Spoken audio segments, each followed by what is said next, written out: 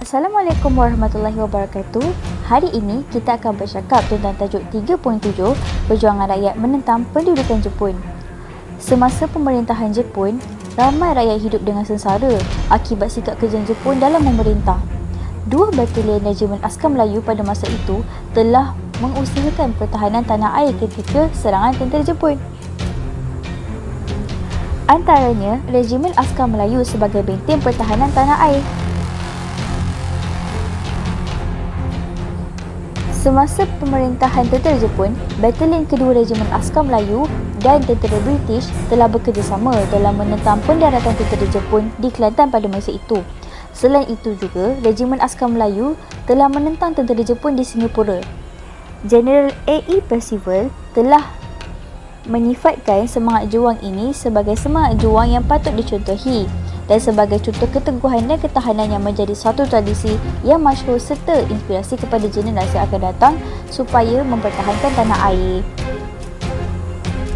Seterusnya, penentangan M. Fajar atau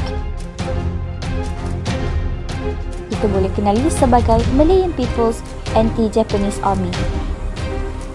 Layanan kejam yang diberikan Jepun terhadap orang Cina telah menyebabkan sebahagian orang Cina mencari perlindungan di bawah Parti Komunis Malaya iaitu PKM bagi mengelakkan mereka diseksa dan dibunuh. PKM telah menubuhkan pasukan gerila untuk menentang Jepun. Setelah PKM bersetuju untuk menubuhkan pasukan sukarela yang dilatih oleh British, M. Fajar pula ditubuhkan. Terdapat seramai 165 anggota PKM telah diberikan latihan di sekolah latihan khas di Singapura sebagai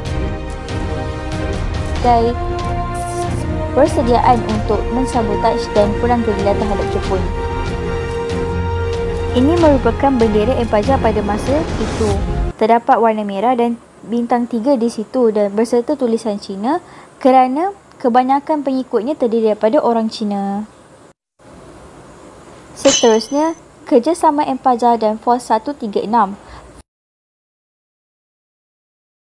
Force 136 ni merupakan wakil tentera British yang mengadakan kerjasama dengan M. Fajar. Pada bulan Disember 1943, M. Fajar dan Force 136 telah mengadakan perjanjian kerjasama untuk melawan tentera British. Dalam kerjasama ini, M. Fajar telah memperoleh bantuan seperti senjata, ubat-ubatan, kewangan dan latihan ketenteraan daripada tentera British. Bukan itu sahaja, kerjasama Parti Kuomintang dan M. Fajar juga turut wujud pada masa itu bagi menentang Jepun. Terdapat gerila Cina yang dikuasai oleh nasionalis daripada Parti Kuomintang atau kita boleh kenali sebagai KMT menentang tentera Jepun di bahagian utara Tanah Melayu, terutama di Hulu Perak dan Kelantan.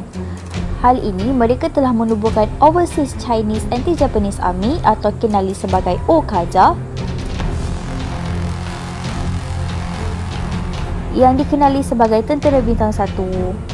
Jadi, gerila KMT ini telah bersetuju untuk bekerjasama dengan M. Fajar ataupun PKM bagi menentang tentera Jepun kerana mereka juga turut menentang Jepun pada masa itu. Lim Bo Seng merupakan pemimpin gerila KMT pada masa itu.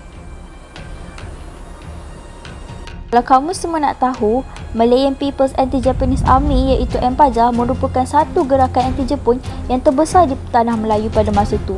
Jadi, apabila pihak British tahu akan hal tersebut, mereka telah menggunakan pasukan tentera ataupun polis yang dianggotai oleh tentera orang Melayu untuk menentang M. Fajar.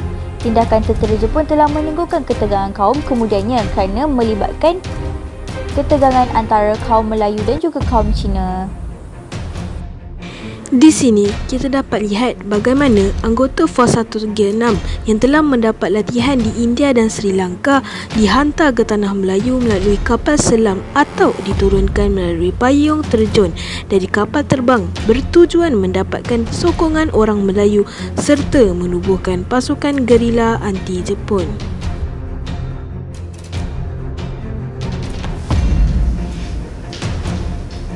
Force 136 British menubuhkan Southeast Asia Command atau SEAC yang berpusat di Colombo, Sri Lanka dan membentuk unit khas yang dikenali sebagai Force 136 pada tahun 1943. Anggota Force 136 telah mendapat latihan di India dan Sri Lanka.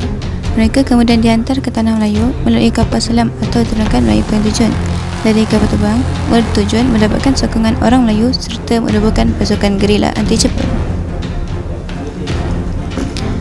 Apakah itu gerila? Gerila adalah peperangan tidak rasmi yang dilakukan secara tiba-tiba dan sembunyi-sembunyi dalam pasukan kecil.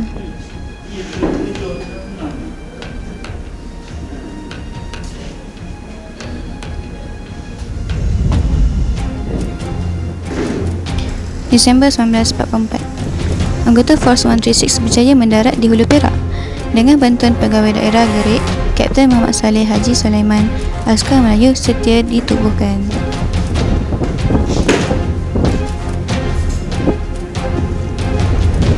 Januari 1945, anggota Force 136 berjaya mendarat di Raub, Pahang.